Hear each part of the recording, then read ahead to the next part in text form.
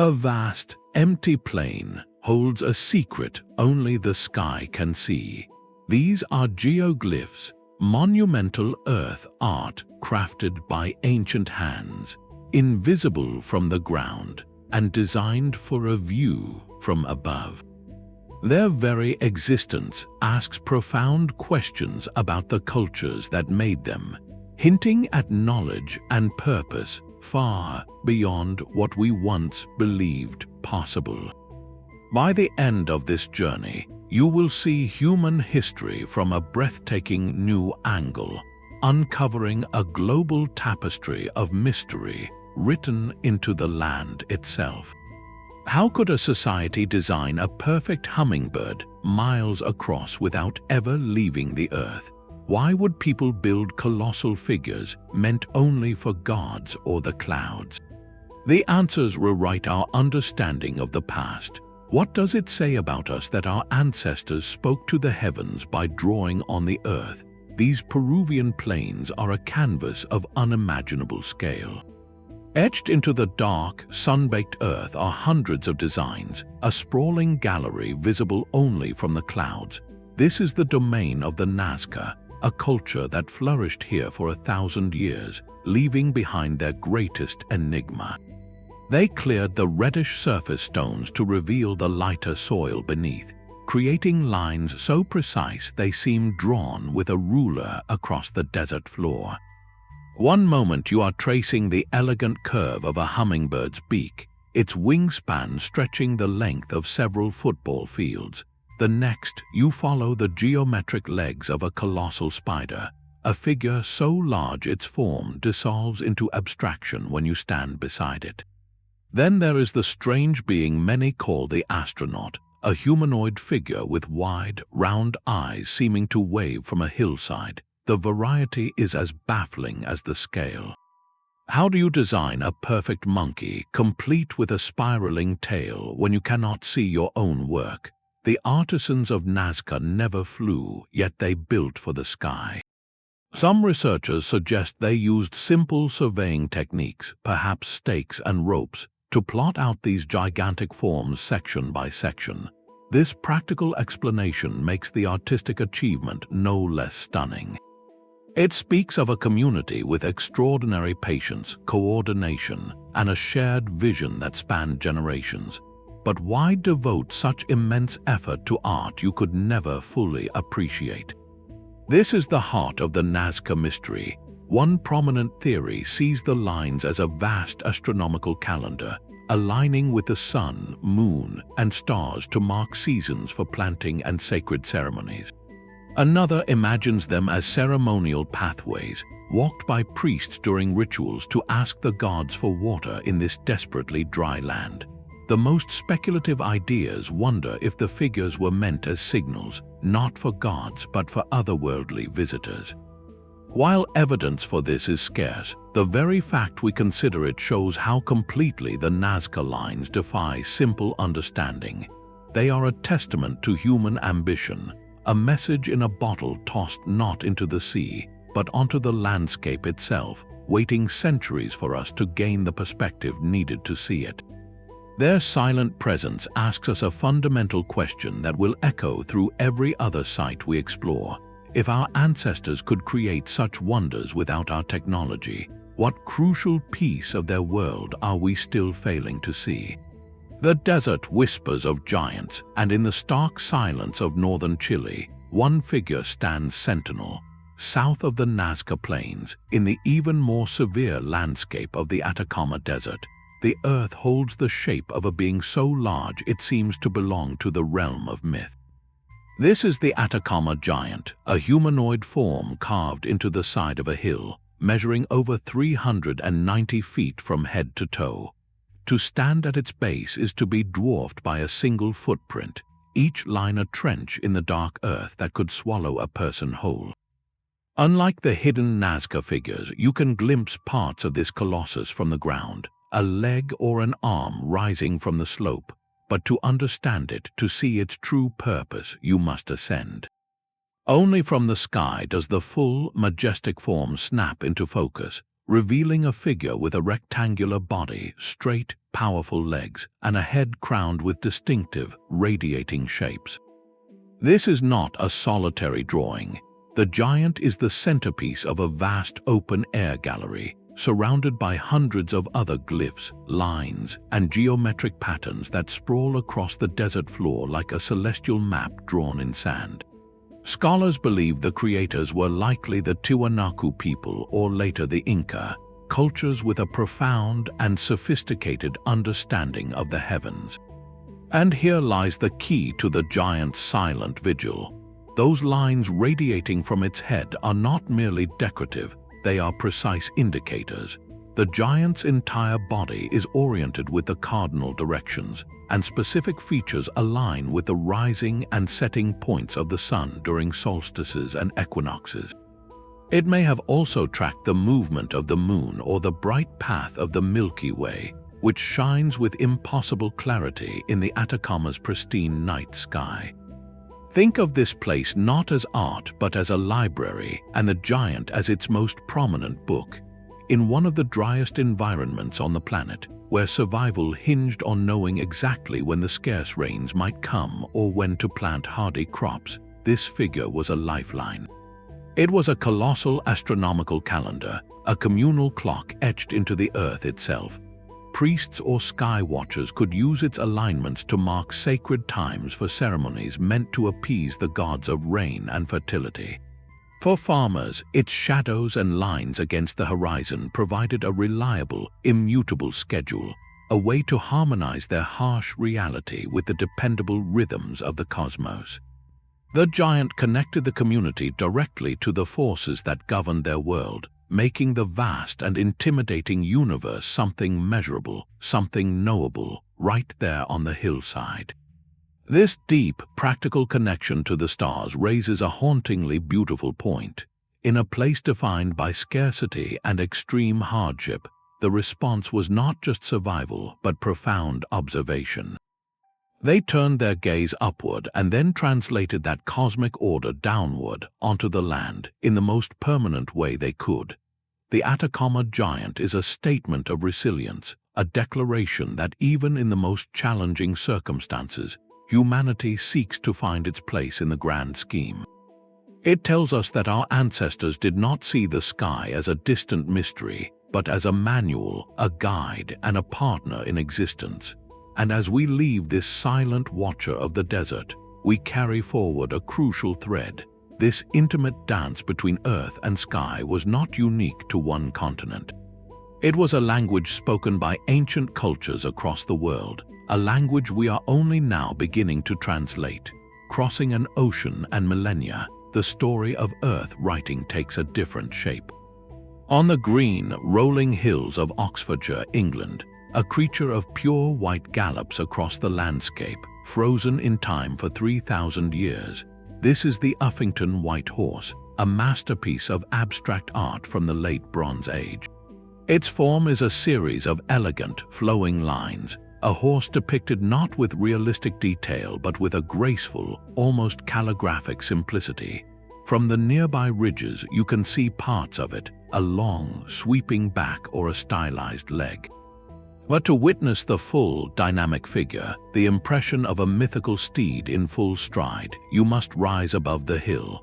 Its creation was an act of profound labor, not by etching away dark stone, but by cutting deep trenches into the grass and soil to reveal the brilliant white chalk bedrock beneath. This choice of material is its secret to immortality. Unlike desert glyphs that can fade, the Uffington horse requires constant care. For centuries, every 7 years, local communities have gathered for a ceremony known as the scouring. They clear away encroaching grass and weeds, replenishing the chalk to keep the horse brilliantly visible. This simple, repeated act is perhaps as significant as the original carving. It means this ancient symbol is not a relic of a dead past but a living tradition, a covenant between the land and its people renewed with every generation. So what did this horse represent to those who first carved it? The theories are as flowing as its lines. It could have been a tribal emblem, a proud declaration of identity stamped upon the territory. Given its age, it might be linked to ancient Celtic horse goddesses like Epona, a deity of fertility, sovereignty, and the otherworld. Some see it as a territorial marker, a powerful sign meant to be seen from afar, proclaiming control over this lush valley. Its location adds another layer, sitting near the ancient hill fort of Uffington Castle and the Neolithic burial mound called Wayland's Smithy, placing it within a sacred landscape already old when the horse was born. The longevity of the Uffington White Horse offers a quieter, but no less profound, mystery than the colossal figures of the Americas. Its survival is not due to a dry climate, but to human memory and devotion. Through Roman occupation, Saxon settlement, and all the upheavals of history, the people here never forgot the horse. They kept it alive. This transforms it from a mere archaeological wonder into something more, a testament to the power of collective story.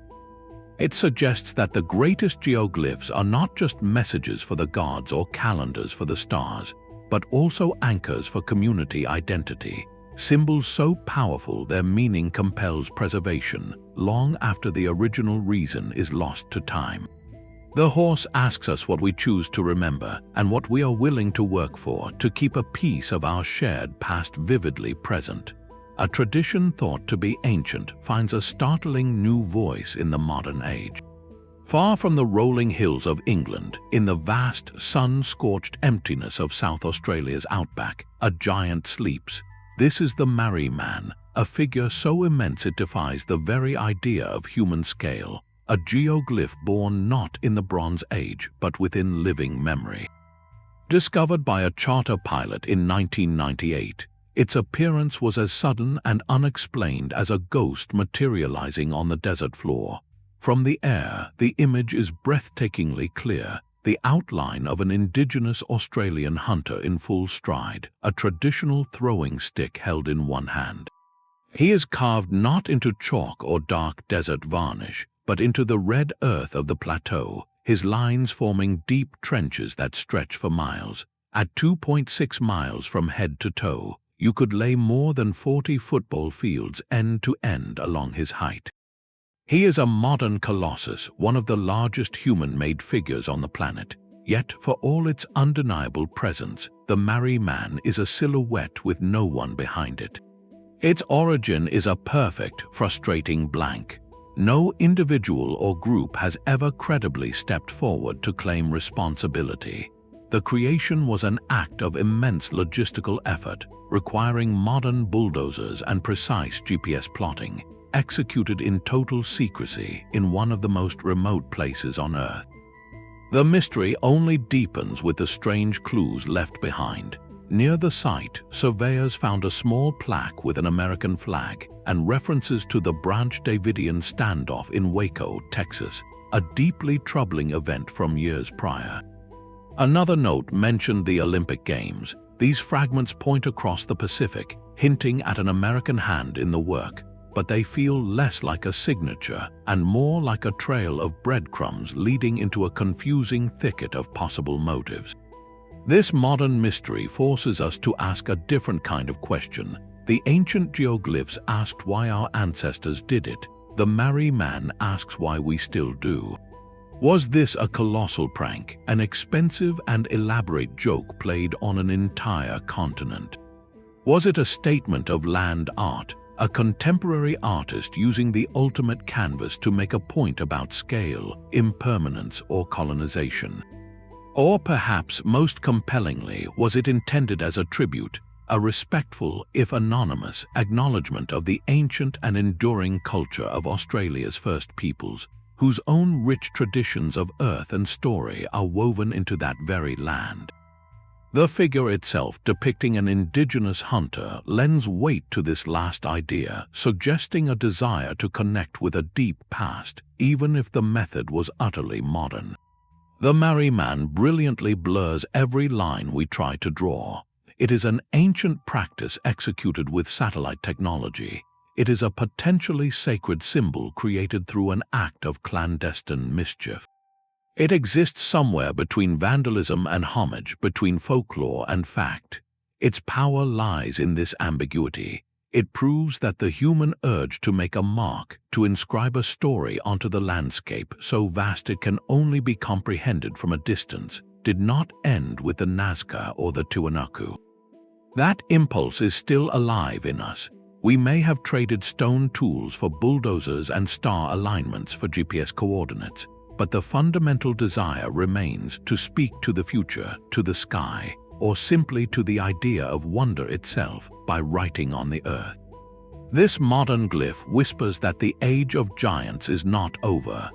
We are still capable of creating mysteries for the next generation to puzzle over, ensuring the silent conversation between humanity and the horizon continues. But the silence of the desert holds more than one secret. Across the border in the searing heat of California's Colorado desert, another gallery of giants lies sleeping.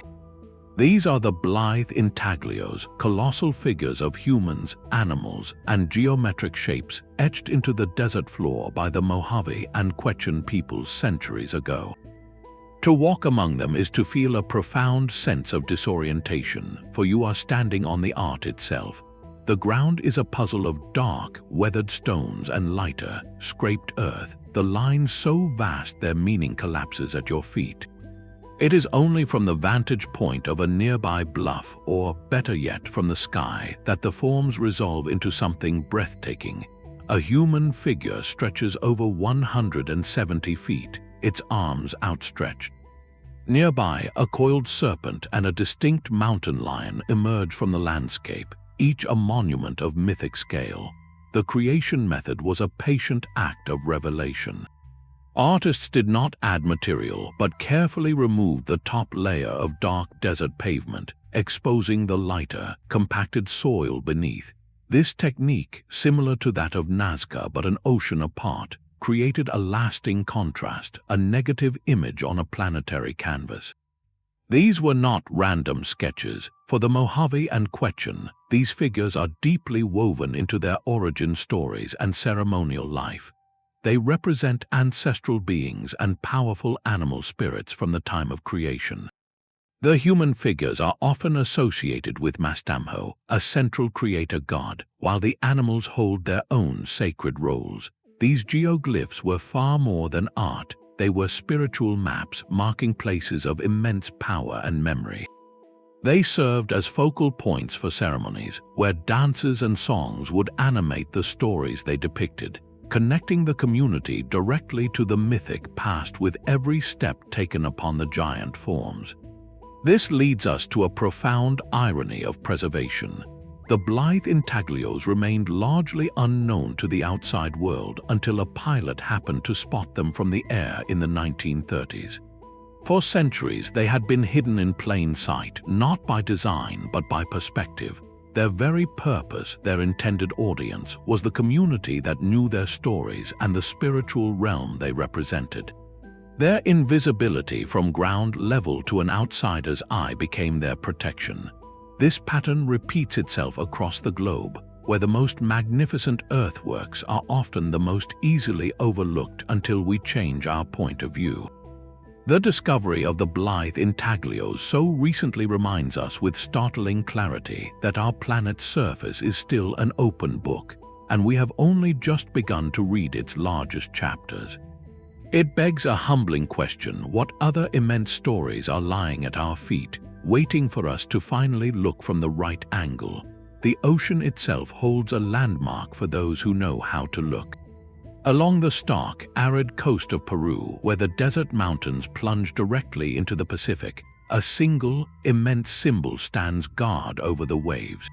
This is the Paracas Candelabra, a geoglyph so large and so precisely made it feels less like a drawing and more like a piece of monumental architecture carved directly into the face of a sandy hill. Imagine a giant's trident, or perhaps a branching candlestick, its central line stretching nearly 600 feet from the hilltop down to the shore. Its creators were the Paracas people, a culture that thrived here centuries before the Nazca, masters of intricate textiles and complex rituals. They did not build this for the clouds above, but for the vast, open horizon of the sea. From many miles offshore, sailors would have seen its distinctive, three-pronged form etched into the brown hillside, a permanent and unmistakable signpost in a world of endless blue water. This visibility is the first clue to its purpose. In an era before compasses or detailed charts, such a landmark would have been invaluable. It could have marked a safe harbor, a source of fresh water, or a sacred point of departure and return, guiding boats home through the coastal fogs and currents. The design itself, however, suggests a meaning deeper than simple navigation. The three branching arms, with their carefully crafted loops and lines, bear a striking resemblance to the distinctive shape of the Jimson weed plant, a powerful hallucinogen used in shamanic rituals throughout the ancient Americas. For the Paracas, whose elaborate burial practices show a deep concern with the spirit world, this giant symbol could have represented a direct gateway, a depiction of the sacred plant that allowed spiritual leaders to journey between realms. Yet another interpretation connects it to the very foundations of the world. The trident is a symbol long associated with Viracocha, the great creator deity who, in Andean mythology, emerged from the waters of Lake Titicaca to bring forth light and order. The candelabra facing the endless Pacific could be a colossal representation of his divine power, a marker where the creative force of the sea meets the solidity of the land. What makes the Paracas Candelabra so captivating is how it weaves these possibilities together into a single, powerful gesture. It was almost certainly a practical guide for sailors, a beacon of safety and direction.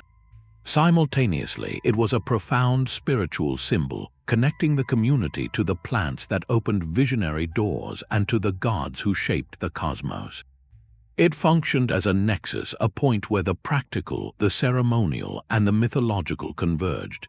The land provided the canvas, the sea provided the audience, and the sky provided the perspective. In one enduring symbol, the Paracas culture mapped a complete understanding of their world, a testament to the human need to find meaning not just in one element, but in the beautiful, mysterious intersections between them all. The jungle floor itself holds a secret geometry. For centuries, the dense, towering canopy of the Brazilian Amazon concealed a truth that only modern eyes, looking down from aircraft and satellites, could finally see. As deforestation cleared swaths of the rainforest, a startling pattern emerged from the earth below. Not random clearings, but precise, monumental shapes, circles, squares, and perfect lines etched into the soil, some over 2,000 years old.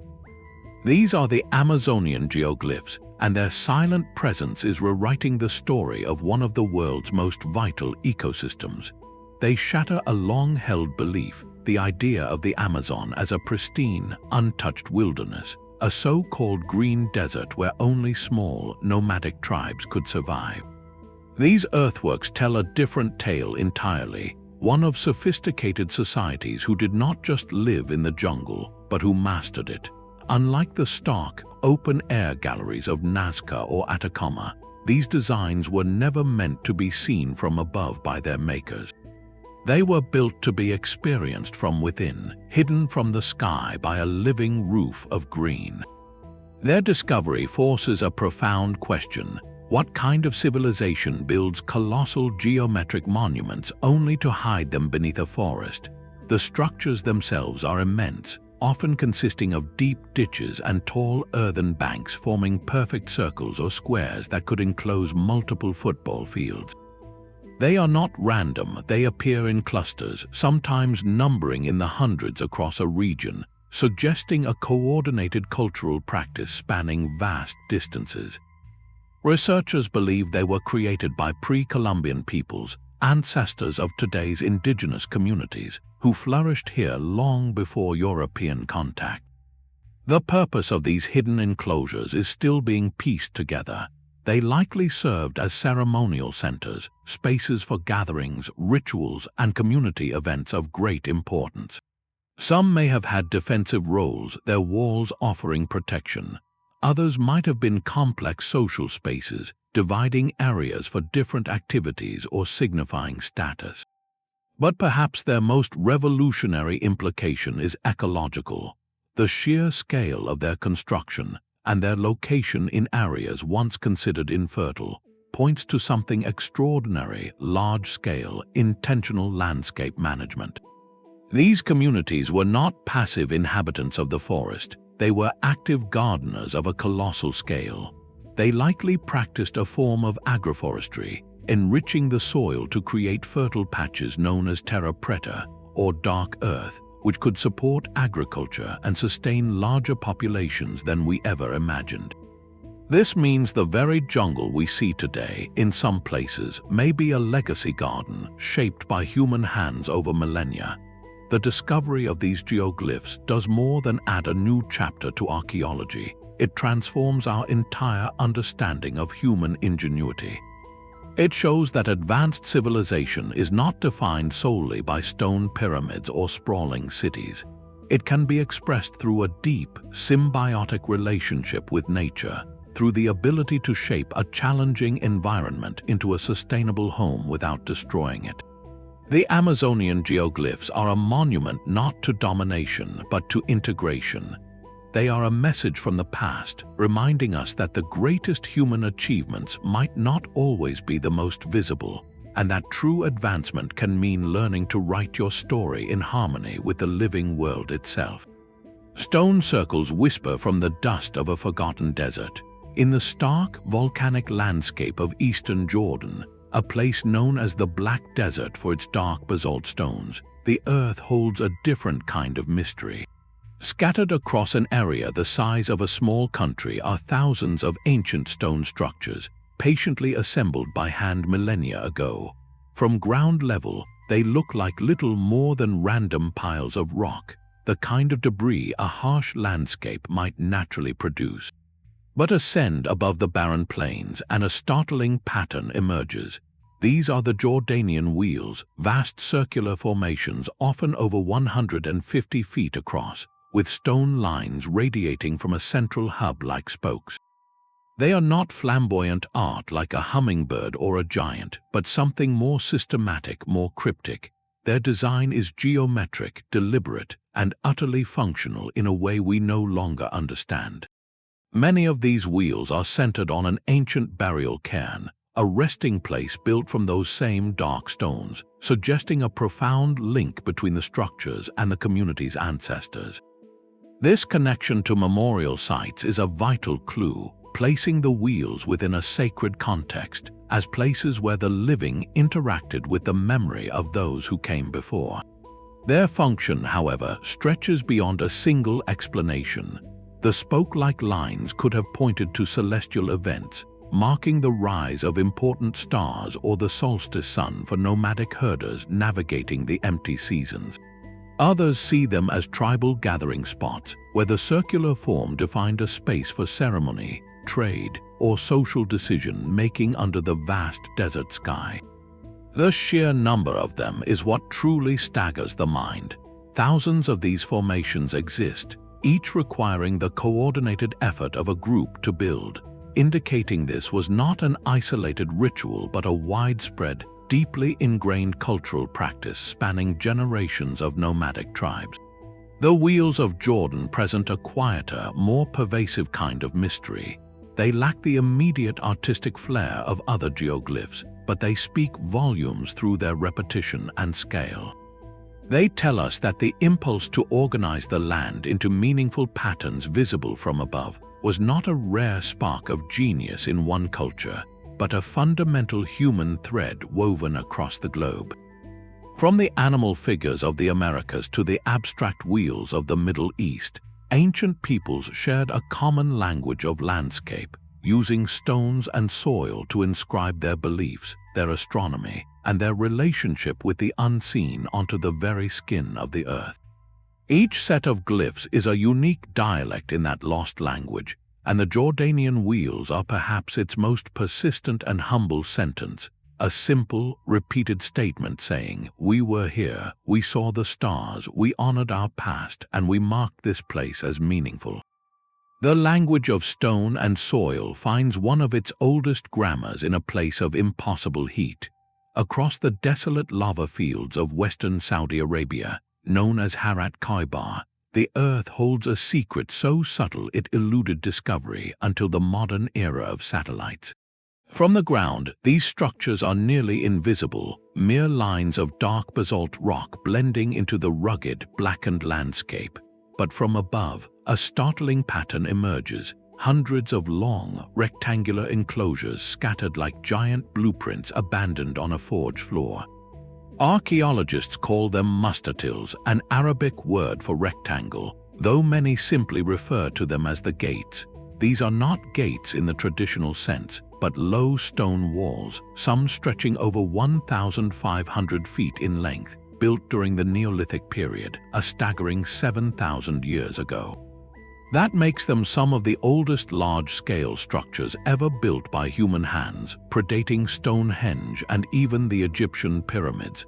Their age alone is a profound statement, but their purpose is the true enigma.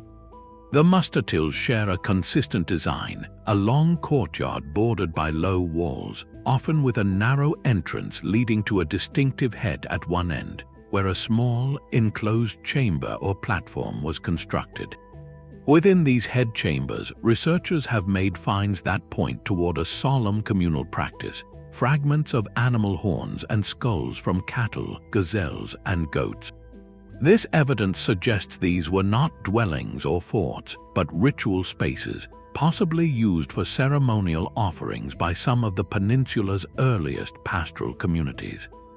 The act of gathering in such a forbidding place to conduct shared rituals hints at a society already knitting itself together through common belief. Perhaps these were sites for seasonal gatherings, where scattered groups would converge to reaffirm social bonds, exchange information, and perform sacrifices to appeal for life-giving rain or successful herds. The sheer number of these structures found across a vast area suggests something even more remarkable, a shared cultural or religious movement that connected people across hundreds of miles. This idea transforms our view of ancient Arabia. Today, this region is a symbol of extreme aridity, a brutal and inhospitable desert. But when the mustatils were built, the climate was dramatically different. This was the Neolithic wet phase, a time when Arabia was a greener land of lakes and grasslands, capable of supporting these early herding societies. The gates, then, are monuments from a lost green world, built by people living in a landscape that would later vanish beneath the sand and sun. They represent a collective response to a changing environment, an attempt to create permanence and meaning through ritual in a world that was itself in flux. Their subtle form, designed to be walked within rather than seen from afar, tells us that their power was experiential. The significance was in the journey to the site, the gathering of the community within the stone boundaries, and the shared acts performed there. They are a testament to the human need to mark the landscape with meaning, to build not just for shelter but for the spirit. In their silent, ancient lines, we see the very foundations of organized society, a deliberate turn from mere survival toward something more complex, a shared identity written in stone on a land that would eventually forget the color green. Deep in the Ural Mountains, a stone giant has slept for millennia. It was only in 2011 that researchers, examining satellite imagery of this remote forested region, noticed something extraordinary hidden in the trees. From the sky, the lines of stone and packed clay resolved into the unmistakable form of a great moose, its antlers spread wide, its body stretching nearly 900 feet across the hillside. This is the Russian moose geoglyph, a monumental piece of earth art that silently redefines the timeline of human expression. Its creation is dated to between 4,000 and 3,000 years before the Common Era, a staggering fact that places it among the oldest figurative geoglyphs ever discovered. To grasp its age, consider this. This stone moose was already ancient when the first stones of the Great Pyramid of Giza were being laid. Its very existence pushes the origins of this art form back into a much deeper past, into the shadowy world of prehistoric hunter-gatherers who roamed the Eurasian steppe. Why would a nomadic society living a life focused on survival invest such immense collective effort into a figure only visible from the air? The moose itself provides the first clue. For the peoples of the northern forests, the moose was not just prey, it was a vital source of life, providing meat, hide, and bone. It held a powerful place in their spiritual world, often seen as a majestic and potent spirit of the forest. The giant figure could have been a form of sympathetic magic, a colossal offering to the spirit of the moose itself. By creating its likeness on such a grand scale, the community might have been seeking to honor the animal, to ensure its abundance, and to bring success to their hunts. It may also have served as a territorial marker, a permanent symbol of a group's connection to a specific valley or hunting ground, a message written in stone for other bands to see from the surrounding high points. The construction method speaks to a sophisticated understanding of the landscape. The creators used white stone to outline the figure and filled its interior with a special clay, creating a visual contrast that would have been more striking in its early centuries. This was not a haphazard pile of rocks. It was a deliberate, planned project requiring coordinated labor and a shared vision held across generations. The moose is oriented with its head pointing north, a possible alignment with celestial bodies or a reflection of migration patterns, weaving the practical knowledge of hunters into a spiritual design. Its discovery in modern times reminds us that our planet still holds profound secrets, and that the most ancient chapters of the human story are often written in the language of the land itself. This stone moose from the Urals whispers a powerful idea that the urge to make a mark, to translate our myths and our needs into giant forms upon the earth, is not a product of advanced agriculture or complex kingdoms. It is a fundamental human impulse as old as our relationship with the wild, a primal need to connect with the world by leaving a story in the soil that the sky can read. These stone pathways tell the story of an ancient economy. Scattered across the same stark Chilean desert that holds the Atacama Giant are hundreds of other, smaller figures, a gallery of silent travelers and their beasts of burden. Here, the earth art takes a more intimate, narrative form, depicting long caravans of llamas, their slender necks and distinctive humped backs rendered in careful piles of dark volcanic stone. Unlike the etched lines of the giant, these are positive images, built up from the desert floor, creating silhouettes that stand in quiet relief against the lighter earth. Each figure is a testament to a relationship that shaped a continent. For the pre-Columbian cultures of the Andes, the llama was not merely an animal, it was the very engine of civilization. It provided warm wool for clothing in the frigid highlands, meat for sustenance, and most crucially, it was the only beast of burden capable of traversing the punishing mountain passes and endless deserts. Without the llama, the vast empires of the region, with their networks of trade and communication, could never have existed. These geoglyphs, then, are portraits of a partner. But why carve such portraits on such a scale, visible only from the hills above? The answer lies in their placement. These llama figures are not random. They cluster along the faint, ancient trails that crisscross the Atacama, routes that for centuries formed the backbone of interregional trade. A traveler, likely a merchant or a chasqui runner carrying messages, would have journeyed for days in profound isolation, navigating by sun and stone.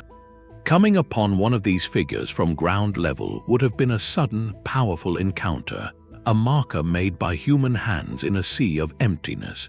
From a higher vantage, perhaps a nearby ridge where a lookout was posted, the full caravan would be visible, a symbolic representation of the journey itself. They served a dual purpose deeply intertwined.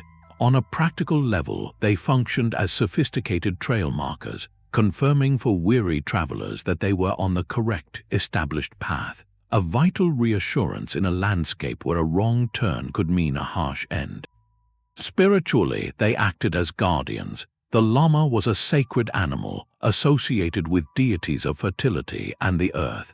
By creating its image along the route, travelers and the communities that built them were invoking protection for both the journey and the precious cargo, be it dried fish from the coast, maize from the valleys, or precious metals from the mines. They were asking the divine to watch over the economic lifeblood of their world. This beautiful integration is what makes the Chilean llama figures so illuminating. They dissolve the artificial line we often draw between sacred art and practical tool. A single stone llama was both a prayer and a signpost, a spiritual plea, and a piece of critical infrastructure. It reminds us that for these ancient societies, survival and spirituality were not separate realms, but woven together in every act, from planting a crop to piling stones in a sacred pattern for a traveler they would never meet.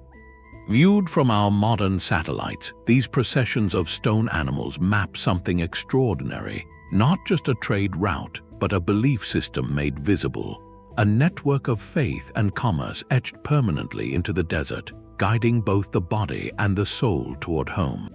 But the white horse is not alone in its vigil on the English hills.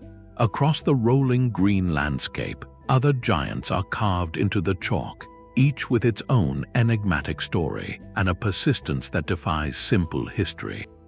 Two of the most famous stand as powerful bookends in this tradition of earth writing, the Cerne giant and the Long Man of Wilmington. In the village of Cerne Abbas in Dorset, a colossal figure is etched into a steep hillside. He is a nude male, 180 feet tall, unmistakably holding a giant club in his right hand. His features are bold and clear, a testament to the scouring rituals that have kept him visible for generations. For centuries, local folklore has intimately tied this giant to ideas of fertility and vitality, with tales suggesting that sleeping on the figure could help couples conceive or that its presence ensured the fertility of the land itself. Yet, the fascinating twist is that historians and archaeologists cannot agree on when he was actually born. Some evidence suggests he could be ancient, perhaps from the Roman or even Iron Age, a representation of a god like Hercules. Other research points to a much later origin, possibly the 17th century, created as a political satire or a provocative landmark. This uncertainty does not diminish his power, it amplifies it. The Cerne Abbas giant exists in a state of beautiful ambiguity, a symbol so potent that a community adopted its meaning and committed to its care, regardless of its true beginnings. His story is one of adoption, where later generations saw a powerful image and wove it into their own cultural fabric, ensuring its survival. Not far away in East Sussex, a different kind of watcher stands. The Long Man of Wilmington is a figure of serene mystery. 230 feet tall, he is a schematic outline of a man holding a long staff in each hand, his form reduced to its most essential, elegant lines. Unlike the assertive Cerne Abbas giant, the Long Man feels contemplative, perhaps a guardian or a guide. His origins are similarly clouded, with theories ranging from the Neolithic to the Anglo-Saxon period, or even later. What is undeniable is his location, positioned within a landscape already sacred for thousands of years, near ancient burial mounds and trackways. This placement is the key to understanding these British hill figures. They were not created in a void, but were added to a canvas already rich with meaning, a palimpsest where one layer of human expression was inscribed over another. The white horse, the giant, and the long man all exist in a dialogue with much older stone circles, earthworks, and processional ways. Their persistence is not a happy accident. It is the result of a continuous, conscious choice. For hundreds of years, through plagues, wars, and sweeping social change, local people have gathered for the scouring. They have cleared grass, weeded, and replenished the chalk, not necessarily because they remembered the original reason for the figure, but because it had become part of their identity, a landmark of both place and spirit. This act of maintenance transforms these geoglyphs from static artifacts into living traditions. The line between a prehistoric creation and a medieval or later adoption becomes wonderfully blurred. It suggests that the power of a symbol can be so strong that its origin becomes secondary to its ongoing role in the life of a community. These green hills tell a story not of a single moment of genius, but of an enduring conversation, a pact between people and place where the art is kept alive because on some deep level it still speaks. It asks us what we choose to preserve and how the marks we make on the land can become, over centuries, a part of the land's own voice. The grasslands of Kazakhstan hold a secret older than empires. Stretching across the vast, wind-swept steppe, a series of colossal shapes lie hidden in the earth, so immense they remained invisible until the eye of a satellite finally passed over them. Discovered only in 2007, these are the Kazakhstan steppe geoglyphs, more than 50 geometric figures carved into the landscape by the ancient Mahanjar culture. Their scale is almost incomprehensible. From above, you see perfect squares, crosses, and rings etched into the soil, some of them stretching longer than a modern aircraft carrier.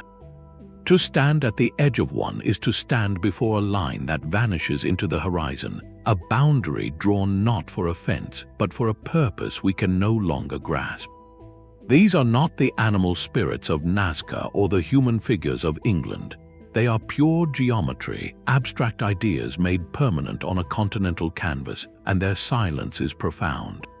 The people who built them, the Mahanjar, thrived here for millennia, from 8,000 to 2,500 years ago, a span of time that dwarfs most modern nations. Yet, around these gigantic earthworks, archaeologists find a puzzling absence. There are no signs of permanent settlement, no grand burial mounds, no middens of daily waste. The figures exist in majestic isolation, as if the land itself was the temple and the act of shaping it was the entire ritual. This emptiness is the core of the mystery. What were these spaces for, if not to live in or to bury the dead? One compelling theory looks to the sky. The steppe is a land of endless horizons, a perfect natural observatory.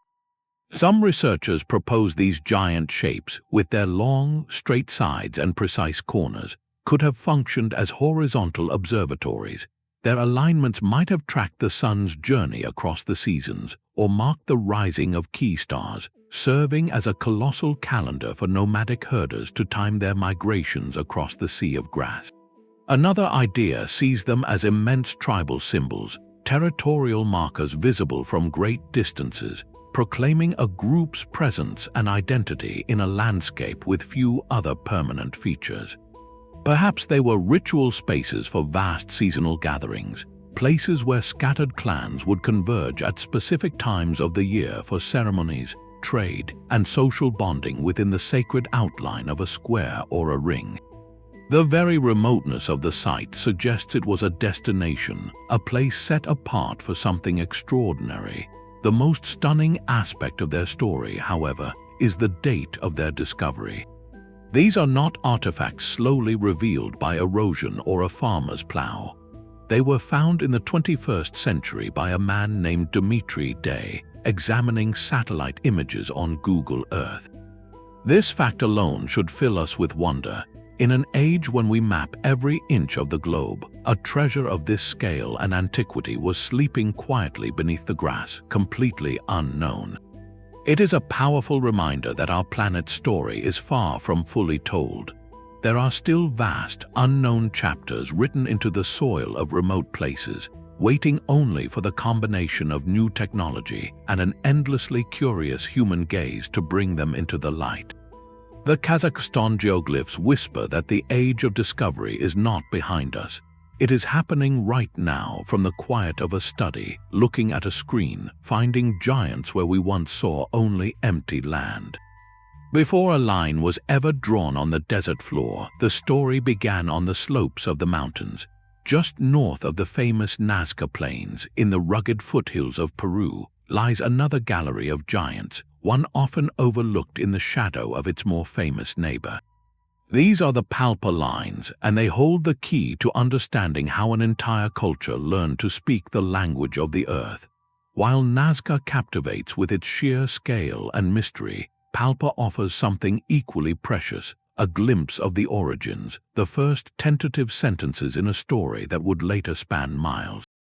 Here, the canvas is not a flat, featureless plain, but the angled faces of mountainsides.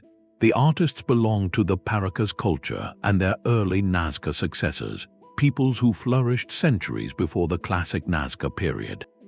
Their work feels more intimate, more connected to the human scale. Instead of abstract animals and perfect geometric lines, the Palpa glyphs prominently feature humanoid figures, towering silhouettes of warriors, deities, and ancestors etched into the stony slopes. These figures are monumental, yet they were designed with a different viewer in mind. Unlike the Nazca lines, which are utterly invisible from ground level, the Palpa figures were positioned to be seen from the valleys and lower foothills. A community standing below could look up and witness a colossal guardian figure gazing down from the heights, a permanent and powerful presence in their daily landscape. This fundamental difference in perspective is the Rosetta Stone for understanding this entire artistic tradition. At Palpa, the art was a dialogue between the people and their immediate environment. The figures likely represented lineage heads, mythical founders, or protective deities of specific clans. By inscribing these figures onto the mountain, a community was making a permanent claim, both territorial and spiritual. It declared, "This land is watched over by our ancestors. This valley is under the protection of our gods." The mountain itself, a place often seen as sacred and closer to the heavens, became a living monument. Studying Palpa is like finding the first sketches in a master artist's notebook. You can see the techniques being developed, the confidence growing. The creators used the same basic method as later Nazca artists, removing dark surface stones to reveal lighter substrate, but they applied it on a more manageable, sloping canvas. This was the training ground. From here, the conceptual leap is staggering. Over generations, the artists, or perhaps the priests guiding them, began to think bigger. They moved from the mountainsides down to the vast, empty plains. They traded figures meant to be seen by the community for designs so immense their meaning could only be grasped from a vantage point no human could naturally reach. The audience shifted from the people in the valley to the gods in the sky, or to the celestial bodies themselves. Palpa shows us the evolution in real time, a technological and spiritual journey from the tangible to the transcendent. The hillside warriors were statements to other humans. The desert hummingbird became a message for the divine. This progression reveals a culture deepening its relationship with the cosmos, increasingly concerned with communicating with forces beyond the horizon, using the only canvas vast enough to hold their aspirations, the very earth beneath their feet. In the quiet mountains of Palpa, we find the humble, powerful beginning of an idea that would eventually reach for the heavens. Across the ocean, a similar geometry appears under a desert sky. In the high plains of Arizona, a circle of stones rests upon the earth, its pattern so familiar it feels like a whisper from a shared human memory. This is the Arizona medicine wheel, a structure echoing the ancient wheels of Jordan, yet born from an entirely different world of belief and knowledge. Built by indigenous peoples of North America, these wheels are not colossal in the same way as the Atacama Giant, but their significance is monumental. From ground level, you see a careful arrangement of rocks forming a central cairn, a hub, with lines of stones radiating outward like spokes, sometimes enclosed within a larger stone circle. It feels intimate, a place for gathering, not for distant viewing, but ascend a nearby hillside, and the full, elegant geometry of the design comes into focus. The precision of the circle, the straightness of the spokes, their specific orientations, all reveal a purpose far beyond simple ornament. These medicine wheels were, and for many communities still are, sacred universities under the open sky. They served as astronomical observatories of stunning accuracy. Researchers have documented how specific spokes or cairns align perfectly with the rising sun on the summer solstice, or point toward the heliacal rising of key stars like Sirius or Aldebaran. For the people who built and used them, these alignments were not abstract science. They were a living calendar woven into the fabric of life. They marked the time to plant, the time to harvest, the time for certain ceremonies and seasonal migrations. The wheel connected the rhythm of human community directly to the grand celestial clock, but to call it merely an observatory is to miss its profound depth. The wheel was a place of teaching where elders passed down knowledge of the stars, the land, and the stories that bound them together. It was a ceremonial space for prayer, healing, and vision quests, a point where the physical and spiritual worlds were understood to intersect. The very term medicine speaks to this, referring not just to healing herbs but to spiritual power and balance. Each stone, each alignment, held layers of meaning, mapping cosmology, ethics, and community law onto the landscape. This integration is what makes the medicine wheel so powerful. It represents a sacred science, a way of knowing that refused to separate the measurement of the stars from the meaning of life. The architecture of the cosmos and the architecture of belief were built from the same stones. While these structures are often visible from the ground, their full geometric perfection and their true relationship to the distant horizon are concepts best grasped from an elevated view. To see the wheel from above is to understand that its creators held a mental map of their universe that was both vast and precise.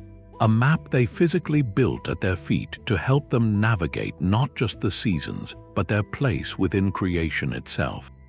In the quiet circle of stones on an Arizona plateau, we find a universal truth that from the deserts of the Middle East to the plains of North America, humanity has repeatedly turned to the same simple, profound shape to seek answers, to teach, and to remember its connection to the infinite sky. High on the wind-swept altiplano of western Bolivia, the Earth holds a geometric dream. This is the Sajama lines, a network of ancient pathways so vast and intricate it makes even the Nazca plains seem like a preliminary sketch. Stretching across an area larger than the island of Jamaica, over 10,000 perfectly straight lines, paths, and figures weave across the high plateau, a labyrinth etched into the very roof of the continent. They were created by indigenous communities more than 3,000 years ago, not with stone or chalk, but by a simple, patient act of revelation. Generations of people carefully scraped away the dark, oxidized surface material of the volcanic desert, exposing the lighter, sandy soil beneath. The result is a breathtaking negative image, a web of pale lines against a dark canvas that only makes sense from a perspective they could never physically achieve. To stand among them is to be lost in a maze without walls, each path arrow straight, vanishing into the hazy distance toward the snow-capped peak of Mount Sajama, a sacred volcano that dominates the horizon. The sheer scale of the project is almost incomprehensible. Researchers estimate the combined length of all the lines exceeds 10,000 miles, a distance that could stretch from New York to Sydney and back again.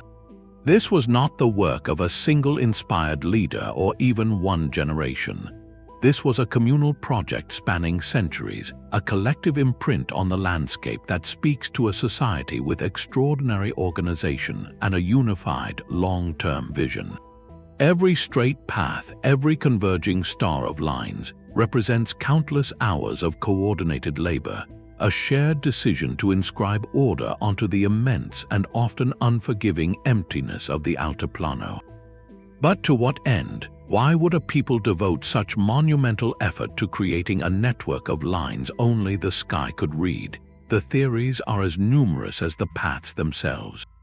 Some see them as ancient pilgrimage routes, sacred roads leading toward Mount Sajama or other holy sites, their straightness representing a spiritual commitment, a refusal to deviate from the path to the divine.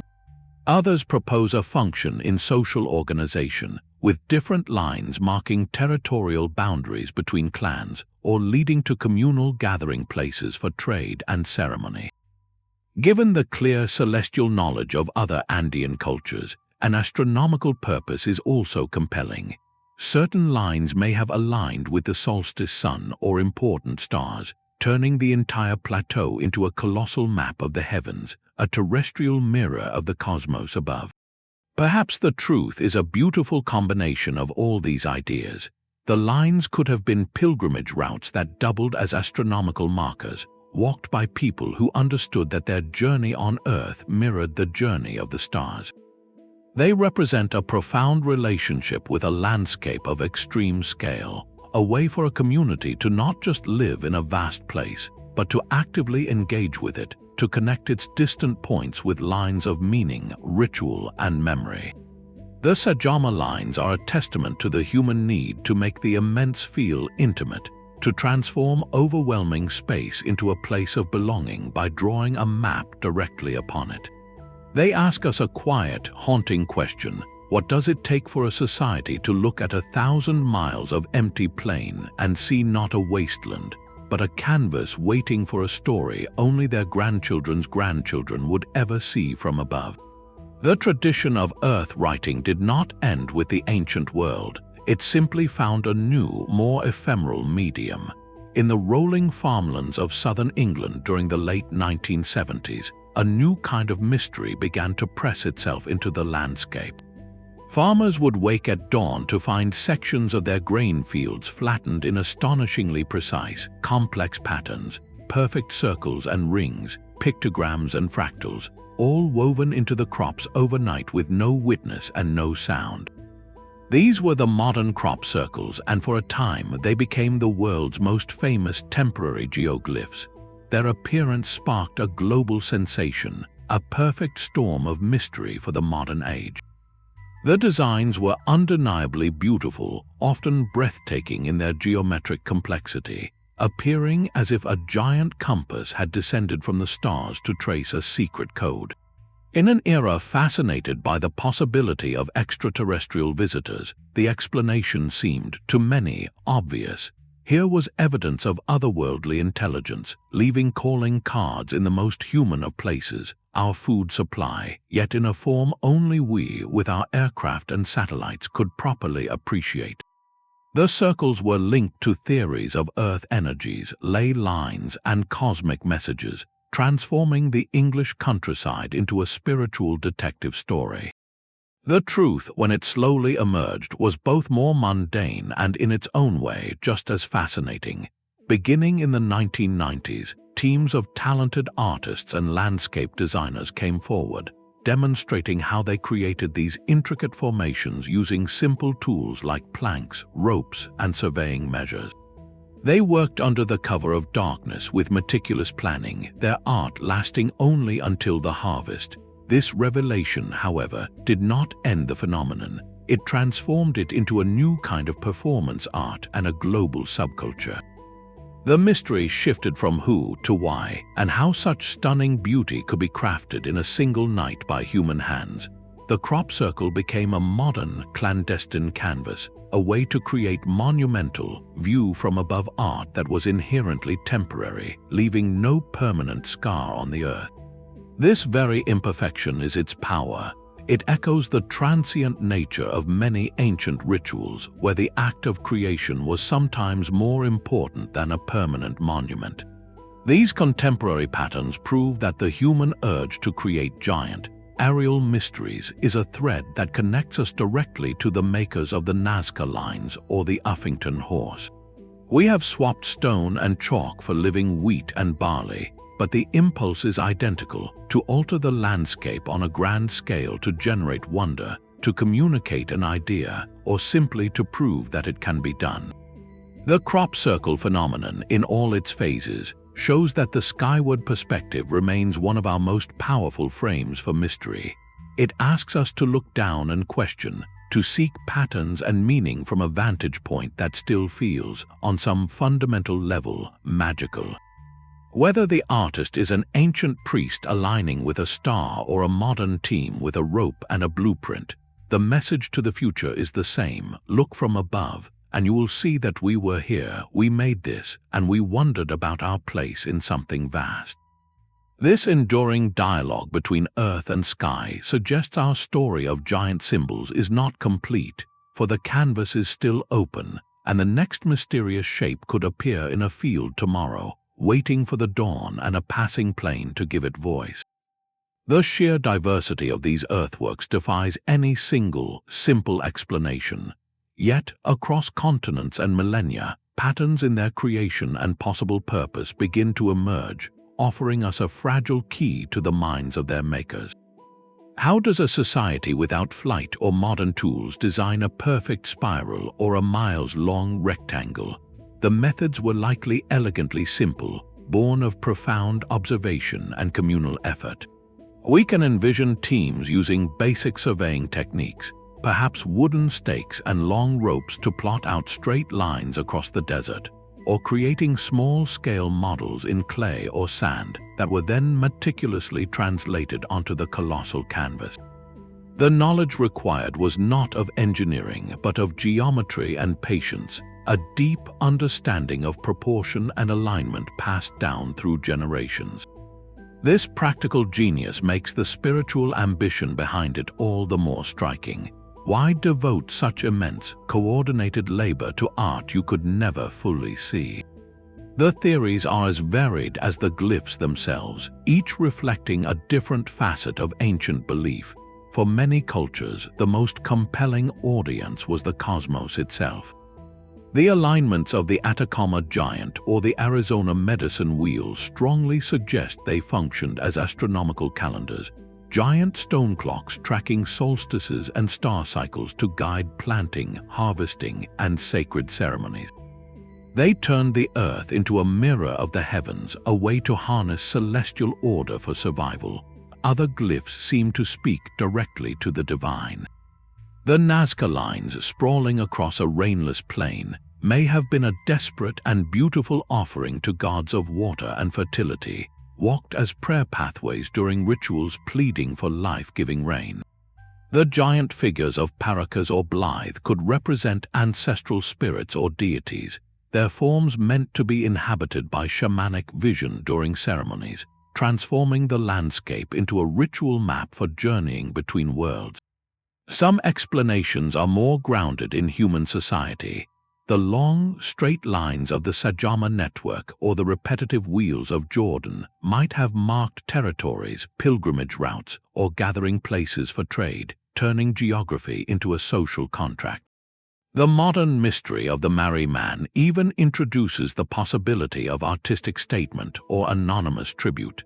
And of course, the most speculative theory endures that these were signals for otherworldly beings, a notion that speaks less to evidence and more to our own enduring awe at their scale and secrecy. The truth is, no one theory fits every site. A glyph might have been a calendar, a temple, and a territorial marker all at once, its meaning layered like the soil it was cut from. This very lack of a single answer may be the most important clue. It suggests that the specific function was sometimes secondary to the primal act of creation itself. The shared thread weaving through the Nazca hummingbird, the Uffington horse, and the Kazakhstan squares is not a common god or a unified science, but a profound human impulse to make a permanent mark meant for a perspective beyond our own. It was a way to communicate with the forces that governed their world, whether those forces were ancestors, gods, stars, or simply the unforgiving passage of time. By altering the earth on such a grand scale, these communities were seeking a dialogue with the immense, attempting to inscribe their presence, their prayers, and their understanding onto the very skin of the planet. The geoglyphs are ultimately declarations of belonging, a way for humanity to whisper "we are here" into the vastness, hoping something or someone might be looking back from a higher place. Our ability to see these earthbound messages has always been limited by our own perspective, trapped on the ground. For centuries, the full story lay hidden, waiting for us to learn how to fly. The true revolution in understanding these giants began not with a shovel, but with a camera. In the 1920s and 30s, as commercial air travel first connected continents, pilots flying over the Peruvian desert began reporting strange lines and shapes on the plains below.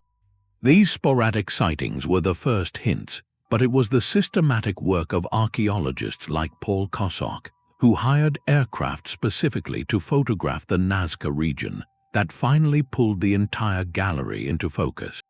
For the first time, the hummingbird, the spider, and the monkey were seen not as disconnected scratches, but as complete, breathtaking works of art. Aerial photography gave us the perspective the creators had in mind, transforming local curiosities into a global archaeological sensation. That was just the beginning. The tools of discovery have since leapt from propeller planes to orbit. Today, satellites silently map every inch of the globe, their unblinking eyes revealing what the forest and the desert have concealed for millennia. It was satellite imagery that unveiled the vast geometric wheels in the Kazakh steppe and the subtle rectangles of the Saudi Arabian Mustatils, discoveries made not by trekking through wilderness, but by a curious person examining a computer screen. This high-altitude view is now augmented by low-flying scouts. Drones, equipped with high-resolution cameras, hover above sites like the Blythe Intaglios or the Uffington horse, capturing details with stunning clarity, allowing researchers to study erosion patterns and plan preservation efforts without a single footstep damaging the fragile soil. But perhaps the most transformative technology is one that can see through the veil of nature itself. It is called LIDAR, which stands for light detection and ranging. Imagine a laser scanner mounted on a plane or drone, firing millions of light pulses toward the ground. These pulses penetrate dense forest canopy, like that of the Amazon, and bounce back, creating an incredibly detailed three-dimensional map of the ground surface beneath all the leaves and branches. With LIDAR, archaeologists are effectively peeling back the green blanket of the rainforest to reveal the ancient earthworks hidden below, finding geometric enclosures and ceremonial pathways on a scale no one had dreamed possible. This is not just about finding new glyphs, it is about preserving and understanding them.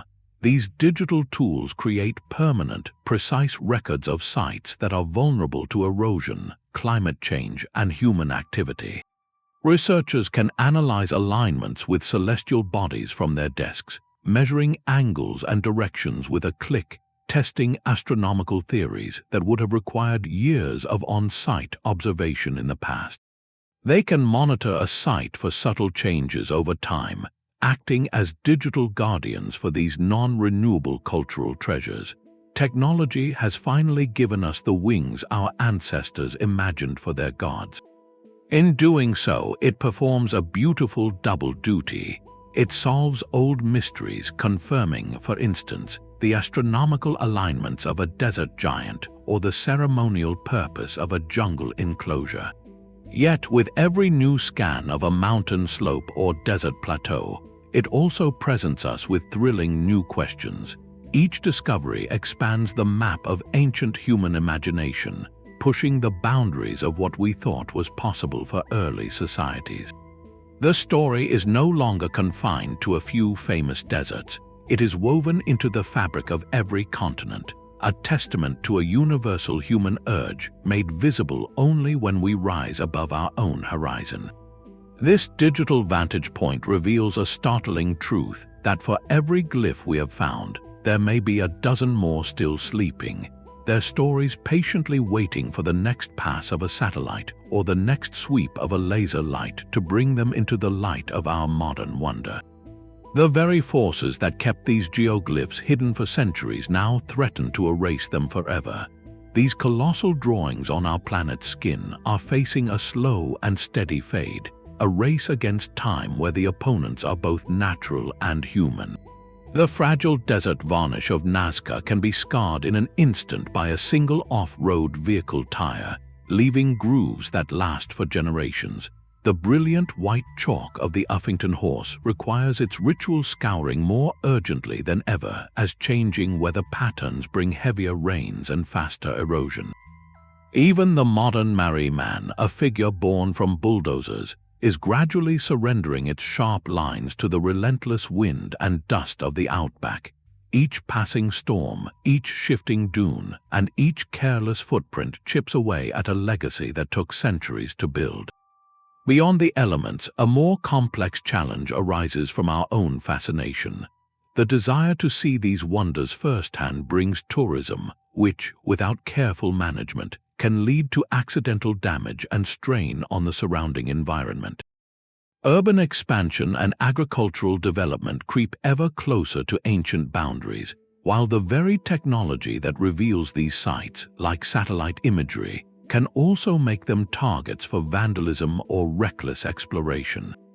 The question is no longer just how they were made, but how we can possibly keep them from vanishing. This global challenge demands a global response, one built on cooperation and deep respect. International organizations now work alongside national governments to monitor sites using satellite surveillance, creating digital records so precise they can detect the slightest new disturbance. On the ground, barriers and viewing platforms are carefully constructed to guide visitors without allowing contact with the fragile surfaces. But the most crucial partners in this effort are the living descendants of the glyph makers themselves. For many indigenous communities, these are not mere archaeological curiosities. They are sacred heritage, active parts of their cultural and spiritual identity. Their traditional knowledge about the land, its stories, and its proper care is an irreplaceable guide for preservation. Collaborative stewardship, where scientists and local communities work together, is becoming the only ethical path forward.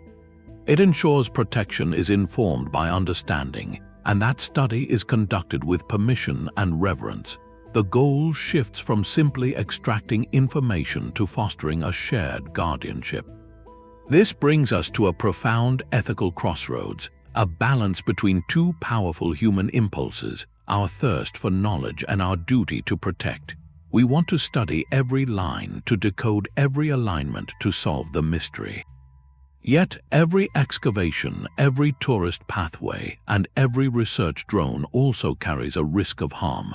How do we weigh the value of discovery against the integrity of the site itself? There is no simple answer, but the guiding principle must be one of humility. Our role is not that of conquerors unlocking a secret, but of listeners receiving a message that was meant to endure.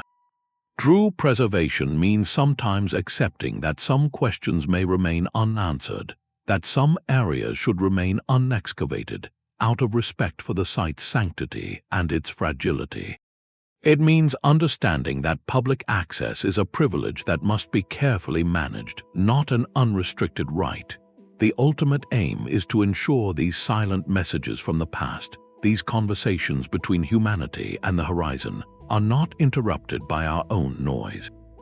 We are the temporary guardians of a dialogue that spans millennia, tasked with ensuring the parchment of the earth remains legible, so that future generations can still look down from their own new vantage points and feel the same rush of wonder, the same humbling question, and the same connection to the timeless human urge to reach beyond ourselves and make a mark on the world.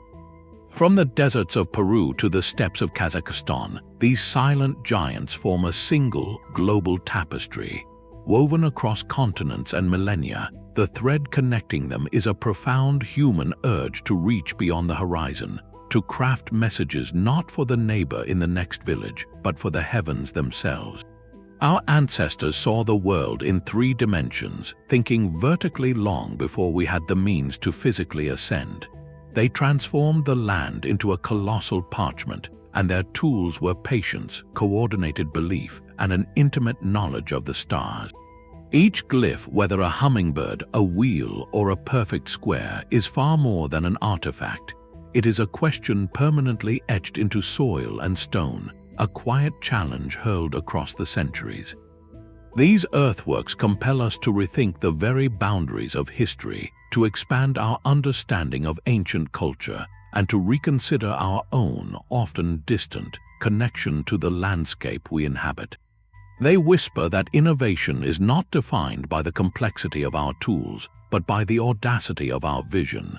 As satellite eyes and laser scans continue to lift our collective gaze, peeling back forests and scanning remote deserts, we can be certain more of these secrets will emerge from the earth. The age of discovery is far from over. It invites each of us to become a participant in this ongoing story. What do you believe was the primary, unifying purpose behind these incredible creations? Was it a dialogue with the gods, a map of the cosmos, a testament of community, or something we have yet to fully articulate? Share your own theories and reflections in the comments below. If this journey across the skies of history has captivated your imagination, please subscribe for more explorations into the unexplained wonders of our world. Thank you for watching, and always remember, sometimes to truly understand the path we are on, we need to find a way to look back at it from above.